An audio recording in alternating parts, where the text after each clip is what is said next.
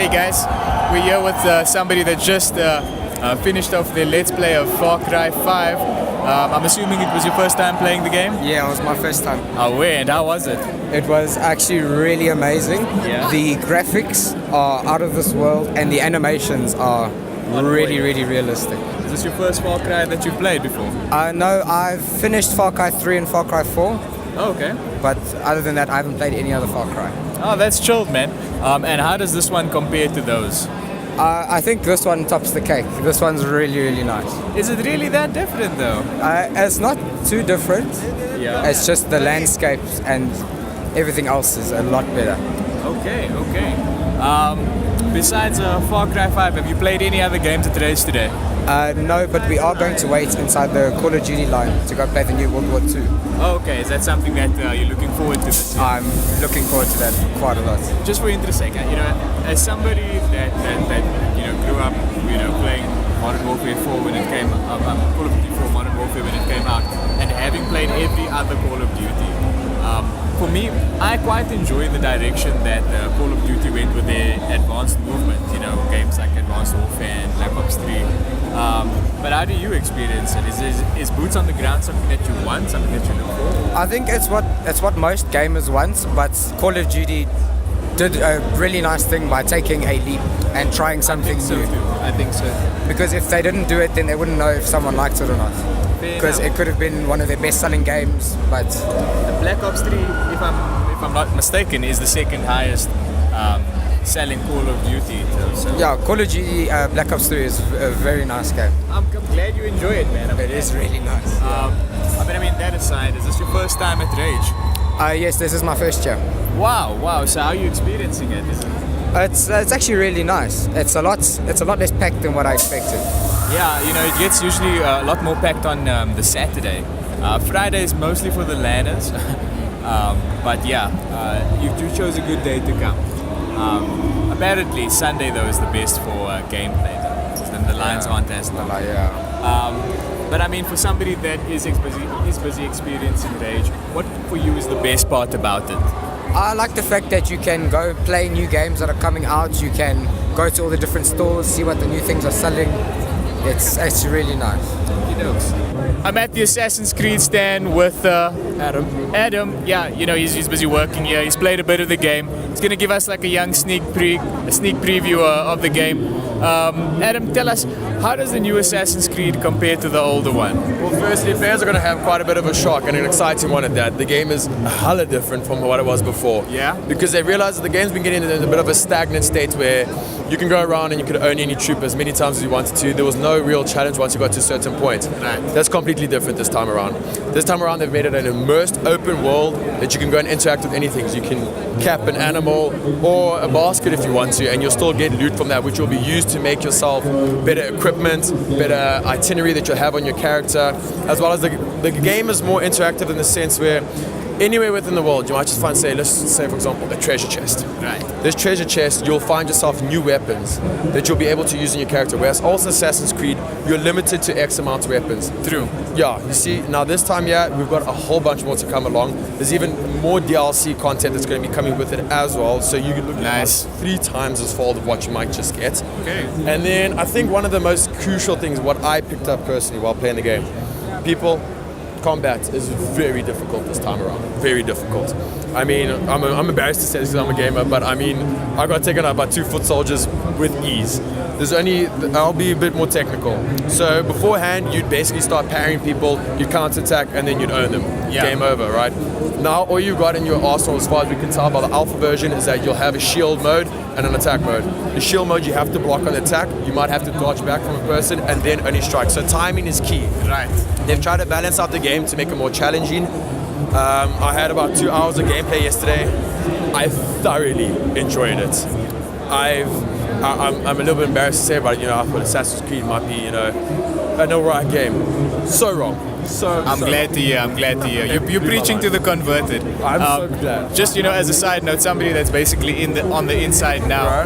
What are your thoughts about the gaming industry? It feels like there's a push for narrative gameplay. Like everything has a story. Not necessarily in South Africa, just like as a whole. There seems like there's a story component with every game now. People are wanting more substance from their games. Yeah. Does that ring true? That does actually resonate quite well with me because I've been noticing the past few, year or two, games have actually started becoming more cinematic than they were as a playable experience. Because the thing that's always shocked me is that you look at a game trailer and you're like, wow, this is like a movie. When does it come out? But you're like, it's a game. And what I can say with Assassin's Creed, their cinematic and their cutscene interaction is impeccable. They actually immersed me in the story. I felt empathy for characters which are not even existent. But it's just the way they immerse you in the whole story and the fact that, all the games, you just got this character, that's his name, this is why it's cool, let's go on. This one, you actually get a bit of a background story of why the person is. So they put a lot of detail nowadays in all games in general. Adam, you are hyping me up, bro. I'm way too excited for the game. I appreciate the time that you've taken. Please have an awesome rAge. You too, man. Cheers. We're back with some homies that have recently just started the World War II beta. Tell me, how is it?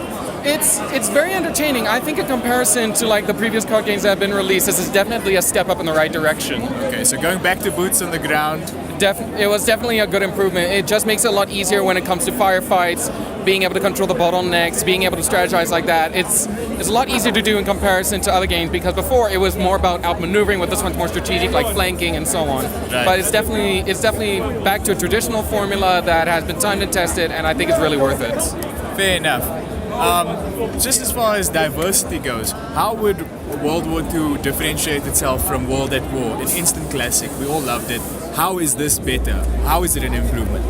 Well, with World War, with the studio that's currently behind it now, if they follow the same routes they did with Treyarch with the constant hotfixes and patching, it's definitely going to be a lot better in terms of being able to deal with complainant issues, netcode, any kind of like issues that a player would have, especially when it comes to hit registration and weapon balancing. Right. But I think one thing that will definitely put it right above is also being able to give an availability in terms of mods to players. It's just something that will increase the game's lifespan past things. If you look at World War now, people still play it today, but now it's like mainly modded lobbies. But it's definitely something to look forward to. And in comparison, I'd say both of them are definitely neck and neck. I appreciate your objectivity there.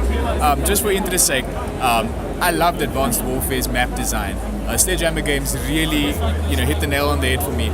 Does that carry on through here in World at War? How do the maps play? What's the flow? The flow is definitely good. It leaves a lot of angles for you to be very careful from because it gives you that mentality of they can hit you from any angle. So it's more like try and check your blind spot, try and move, because that's the difference between Advanced Warfare. With Advanced Warfare, if someone spots you and starts taking shots, you can quickly just jump out the way and outmaneuver them.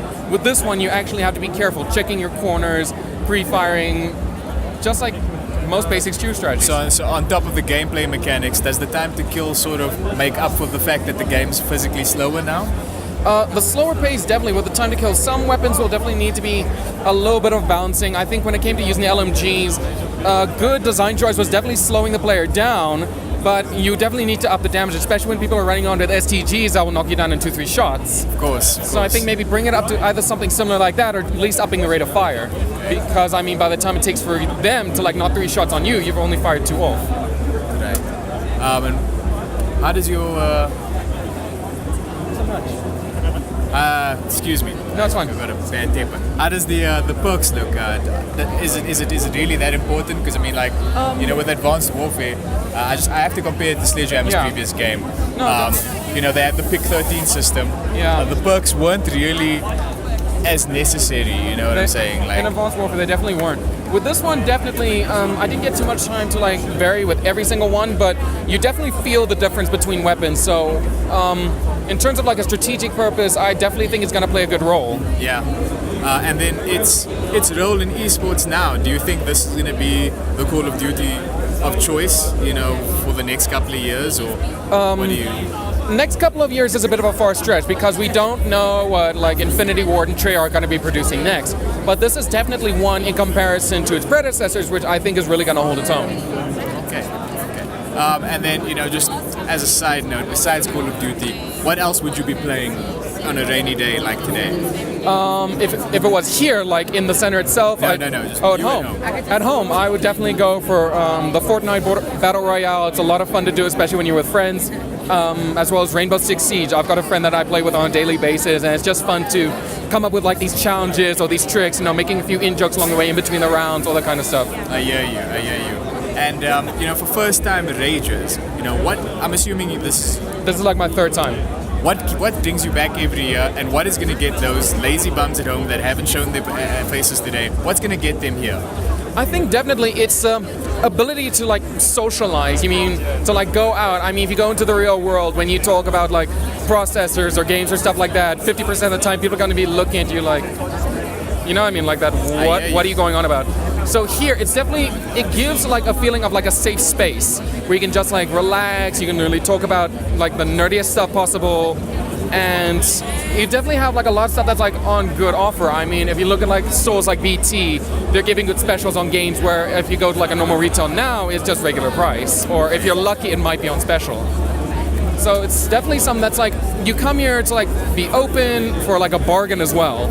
And it's just to like see like the differences in people. I mean, you get some people like myself that were like cosplaying, and then you have others that are just here to like sample everything. So you definitely meet like each and every type of person, or at least a broad perspective of it. Fair enough. Thank you for your complete answer. But it's too fast. But the jetpacker thing though, that's the worst thing. Anyways, I'll see you. I got love for you if you were born in the 80s.